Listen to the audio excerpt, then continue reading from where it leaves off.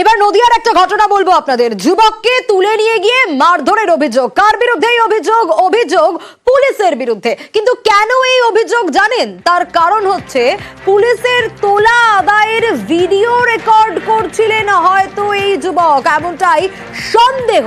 আর তাতেই তুলে নিয়ে গিয়ে মারধর। ঠিক কি ঘটেছে সমীরের কাছ থেকে জানবো। সমীর, ঠিক কি ঘটেছে?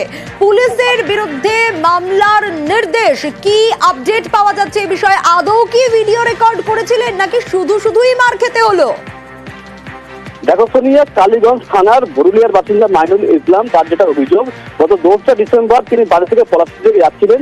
সেই সময় পলাশী মোড়ে জাতীয় সড়কের উপরে কালীগঞ্জ থানার পুলিশ গাড়ি দাঁড় করে তোলা আদায় করছিল এবং তিনি যখন সেখান দিয়ে যান, মোবাইলে ফোন করতে করতে পুলিশের ধারণা হয় যে তিনি মোবাইলে ছবি তুলেছেন এবং এই সন্দেহ করে তাকে মারধর করেন এবং সেখান থেকে তুলে নিয়ে গিয়ে মিনাবাজার থানাতে নিয়ে যাওয়া হয় এবং সেখানে গিয়ে মিনাবাজার থানার ইনচার্জ ইবাদুর রহমান সহ অন্যান্য পুলিশ আধিকারিক তাকে বেধড়ক মারধর করেন এবং সন্ধ্যে নাগাদ তাকে পিয়ার বন্ধে ছেড়ে দেওয়া হয়।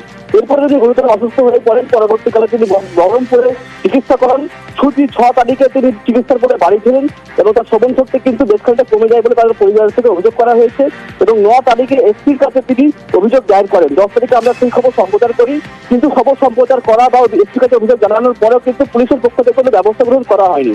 বাধ্য হয়ে তিনি আদালতে দ্বারস্থ হয়েছেন এবং আদালত কিন্তু এই পরিপ্রেক্ষিতে অভিযোগের ভিত্তিতে 3 জন পুলিশ আধিকারিকের বিরুদ্ধে মামলা করার একটা নির্দেশ দিয়েছেন বলে তার আইনজীবী জানিয়েছেন এবং ইতিমধ্যেই কিন্তু পুলিশ আধিকারিকের বক্তব্য যে এরকম কোনো ঘটনা ঘটেনি। কিন্তু পোস্টরের সেই সময় কিন্তু ওই আধিকারিক যে অভিযুক্ত, তার ভাই, যে আক্রান্ত ব্যক্তি তার ভাইকে ফোন করে ক্ষমা চেয়েছিলেন, সেই অডিও রেকর্ডিং কিন্তু আমরা শুনিয়েছিলাম। কিন্তু পোস্টরে এরপরেও কোনো ব্যবস্থা গ্রহণ করা হয়নি এবং এই ব্যবস্থা গ্রহণ করা হয়নি বলে আদালতে দ্বারস্থ হয়েছেন এবং আদালত কিন্তু অভিযুক্ত পুলিশ আধিকারিকের বিরুদ্ধে মামলা করার নির্দেশ দিয়েছে। সোনিয়া, বেশ। পুলিশ তোলা তুলছিল, আমি ছবি তুলে নিই বা ভিডিও করিনি, তবু আমাকে তুলে নিয়ে গিয়ে ফাঁড়িতে বেধড়ক মারধর করে। অভিযোগ জানায় এসপি কাছে, কোনো কিছু পদক্ষেপ না নেয় আদালতে দ্বারস্থ হয়েছি। 3 জন অফিসারের বিরুদ্ধে নিম্ন আদালতে মামলা করেছে এবং আদালত সেটা জ্ঞান করেছে যাতে আমি সঠিক বিচারটা পাই। পুলিশের অবৈধ কর্মকাণ্ড সচক্ষে দেখে পুলিশ আধিকারিকদের মনে হয়েছিলেন তিনি টোটালটাই ক্যামেরাবন্দি করেছেন।